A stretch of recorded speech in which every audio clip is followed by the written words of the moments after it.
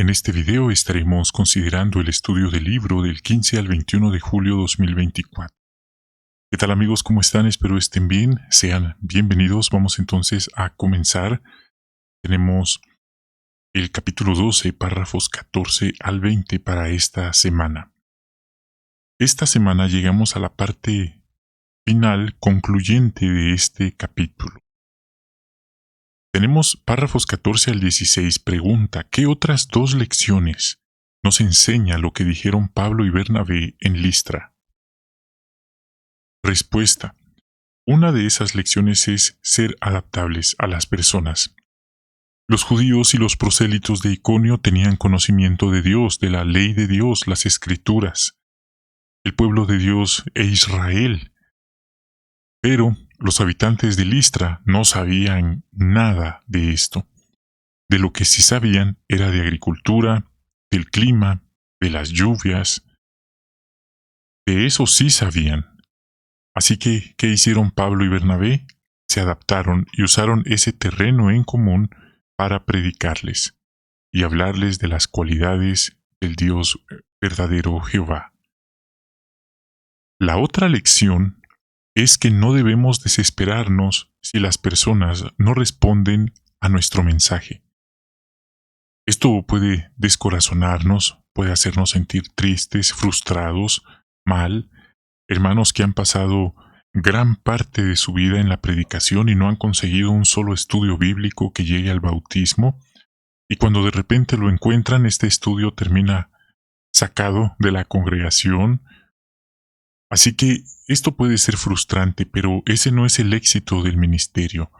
De hecho, la profecía de la Biblia no dice que todo el mundo se volverá siervo de Dios, sino más bien se le predicará a todo el mundo, pero no todos se volverán siervos de Dios. De pequeño detalle, quizá sentimos esa presión de que queremos que todos se vuelvan testigos de Jehová, pero eso no va a pasar. Pero sí se le va a dar testimonio a la mayor parte de las personas. Por mucho que nos esforcemos, lo que sembremos puede caer en terreno rocoso o alguien puede arrancarlo. No es culpa de nosotros. Y esto es el ejemplo que nuestro Señor Jesucristo puso del sembrador. Hay buena tierra, pero hubo otra parte de la semilla que cayó entre los espinos, entre las rocas, entre mala tierra que no dio fruto. Y así es esto. Así que esto nos tranquiliza porque hay hermanos que han llegado a creer que tal vez han cometido ellos alguna falta grave y por eso es que no hay éxito en su territorio. No tiene que ver con nosotros. Es la condición del corazón, de la tierra, de las personas. Los dejaron al cuidado de Jehová. Párrafo 17. ¿A dónde fueron Pablo y Bernabé cuando salieron de Derbe y por qué? Ellos volvieron a Listra, Iconio y Antioquía de Pisidia. Ahí fueron. ¿Para qué? Para fortalecer a los discípulos, animarlos a permanecer en la fe. Notamos aquí que ellos antepusieron los intereses de las congregaciones a los suyos.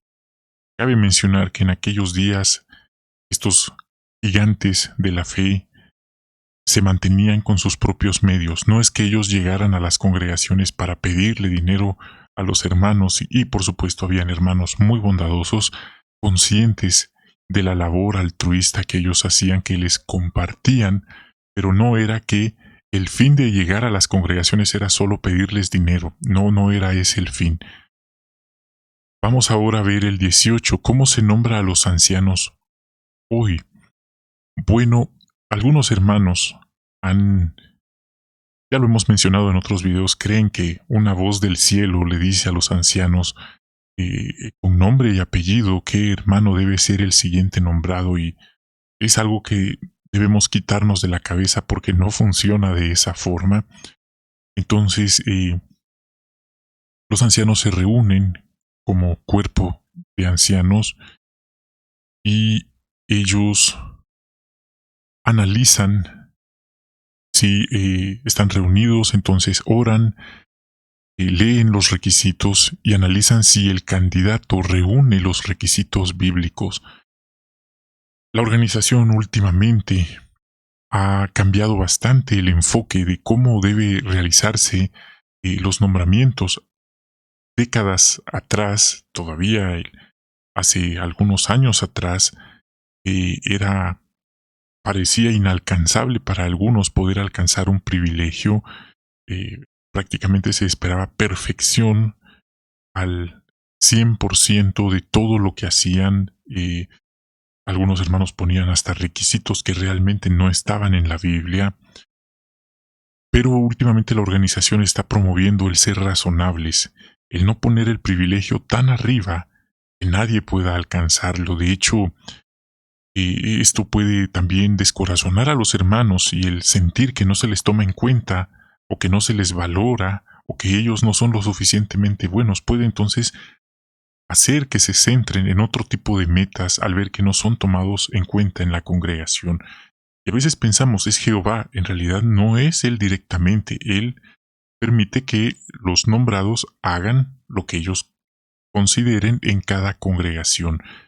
Y en ocasiones Él interviene directamente, pero el punto aquí es que están los requisitos bíblicos, no los requisitos que a alguien se le ocurrió. Algunos, el único requisito es la edad. Justifican que por ser alguien muy joven no lo nombran, o esperan que pase quizás de los 35, de los 40 años. Quizás en el pasado esa era la mentalidad de algunos ancianos, pero nadie es eterno en la congregación, nadie es irreemplazable, y cuando ellos desaparecen, ahí se siente el daño colateral de querer tener esa exclusividad. Entonces, están los requisitos. Aquí lo puede ver. 1 Timoteo 3, 1 al 10, Tito 1, 5 al 9, Santiago 3, 17, 1 de Pedro 5, 2 y 3. Lo más importante no es cuánto tiempo lleva en la congregación, pero sí se plantea una pregunta. Si lleva tanto tiempo en la congregación, ¿por qué hasta ahora se le está nombrando? Esa es una muy buena pregunta. En ocasiones la respuesta puede ser porque no había interés de los nombrados de tomarlo en cuenta. Esa podría ser una razón que no está bien, porque eso no es bíblico, no es cristiano, pero es la realidad en algunos casos. Ahora bien, lo más importante debe ser su forma de hablar y de actuar, su reputación, para saber hasta qué grado deja que el Espíritu Santo guíe su vida. Algunos hermanos no logran recibir un nombramiento por, no vamos a culpar a nadie, pero por el actuar o el mal actuar del cónyuge, ya que esto repercute directamente sobre él como cabeza de familia. En ocasiones por el mal actuar de sus hijos que viven en casa.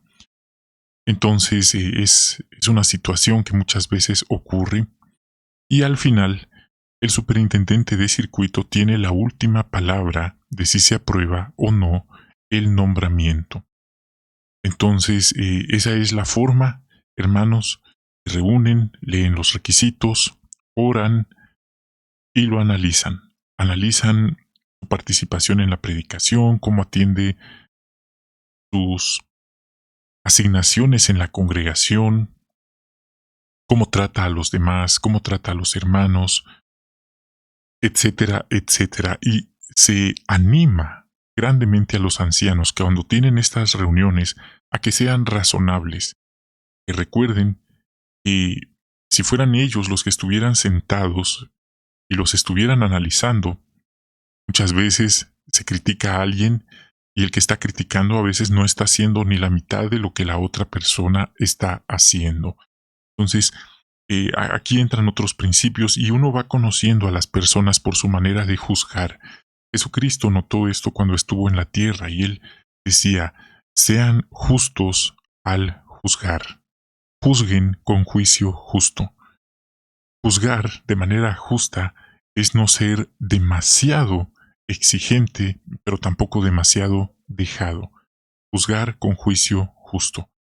Evidentemente nadie va a estar cumpliendo los requisitos a un 100%, ni los que ya están nombrados, pero tampoco se espera que lo pongan tan arriba, pero tampoco tan abajo, que nadie lo alcance o que cualquiera lo pueda tomar y no valorar. Esa es la forma de manejarlo. Nuevamente, el viajante cuando llega a la congregación, él observa, la sucursal le da instrucciones a él de observar futuros nombrados. Ahora se está animando a los jóvenes, pasados la adolescencia, para involucrarse y ser parte de los nombrados. Y él observa y él analiza, y es triste ver que a veces hay hermanos que están bien, que sí llenan los requisitos, pero el requisito que no llenan es no caerle bien a algunos de los nombrados, y con eso tienen suficiente para no ser tomados en cuenta.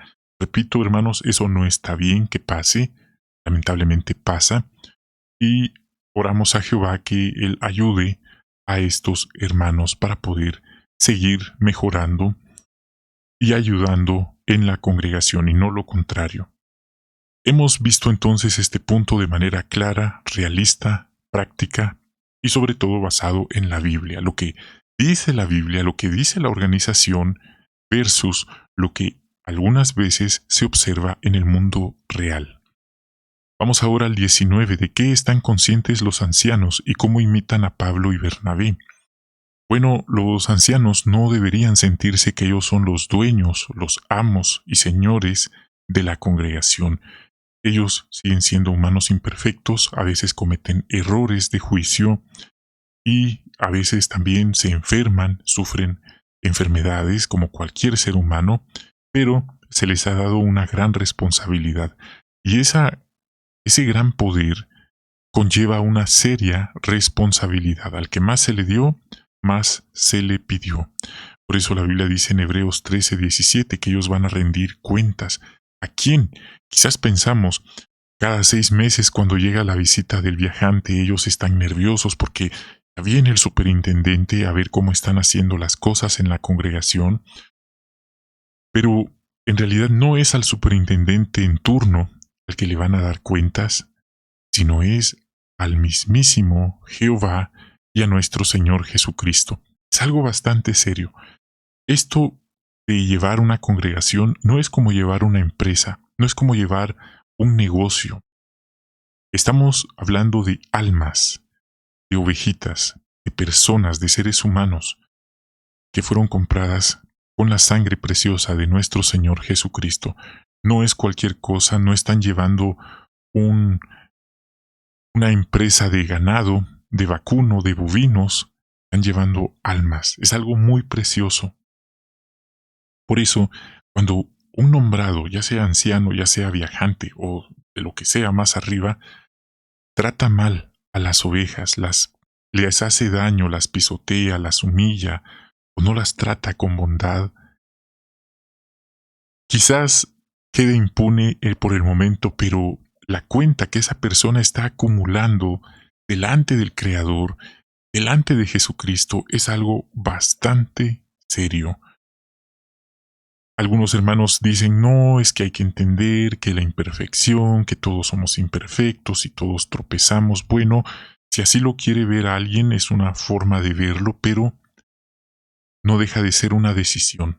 Tratar bien a las ovejas es una decisión, una elección, y maltratar a las ovejas también es una elección.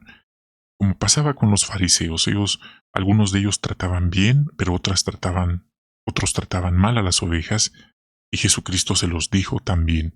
Entonces es una seria responsabilidad recordar que son almas y que la forma de tratarlas repercutirá en el futuro, en la cuenta que cada nombrado lleva delante de Jehová.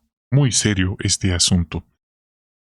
Por otro lado, los ancianos imitan a Pablo y Bernabé apoyando la predicación. Por supuesto, ellos son ancianos, son nombrados, no reciben un salario por el cargo que desempeñan en la congregación, tienen que trabajar muchas veces seglarmente, pero se esfuerzan por participar en la predicación cada semana con los hermanos.